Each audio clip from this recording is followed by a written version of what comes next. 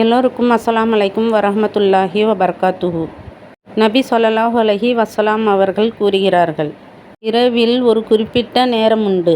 சரியான அந்த நேரத்தில் ஒரு முஸ்லிமான மனிதன் இம்மை மற்றும் மறுமை தொடர்பாக எந்த நன்மைகளை வேண்டி துவா செய்தாலும் அல்லாஹ் அவருக்கு வழங்காமல் இருப்பதில்லை.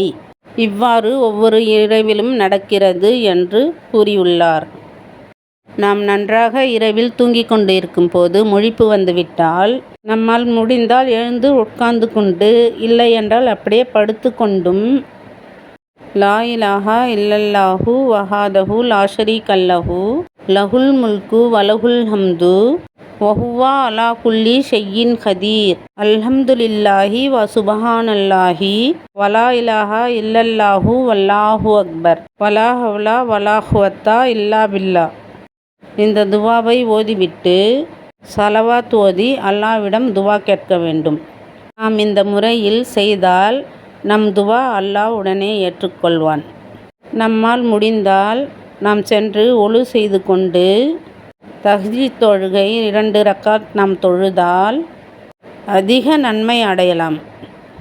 எவ்வளவு பெரிய பிரச்சனையாக இருந்தாலும் இந்த நேரத்தில் நாம் அல்லாஹ்விடம் துவா செய்தால் அல்லாஹ் நம் துன்பம், கவலை அனைத்தையும் நீக்குவான். ஃபர்லான தொழுகைக்கு அடுத்த அந்தஸ்து தஹ்ஜுத் தொழுகையாகும்.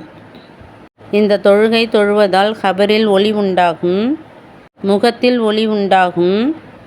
தஹ்ஜுத் நேரத்தில் அல்லாஹ் கீழ்வானத்தில் இறங்கியிருப்பதால் அல்லாஹ்வுடைய நெருக்கம் கிடைக்கும். அந்த நேரத்தில் நம் துவா அனைத்தும் நிறைவேறும், சிறிய பாவங்கள் மன்னிக்கப்படும். ஆகவே நாம் தஹ்ஜுத் தொழுகை தொழுது வருவது மிகவும் சிறந்ததாகும். ஆகவே நாம் அனைவரும் தஹ்ஜுத் தொழுகை தொழுது அல்லாஹ்விடம் துவா செய்வோம். அல்லாஹ் நம் எல்லோருடைய துவாவை ஏற்றுக்கொள்வானாக. யா ரப்பில் ஆலமீன். ஆமீன் ஆமீன். இது அல்லாஹ்வின் அற்புதங்கள் சேனல். இந்த வீடியோ பார்க்குற எல்லோரும் அல்ஹம்துலில்லான்னு கமெண்ட்ஸ் பண்ணுங்கள், லைக் பண்ணுங்கள், சப்ஸ்கிரைப் பண்ணுங்கள்.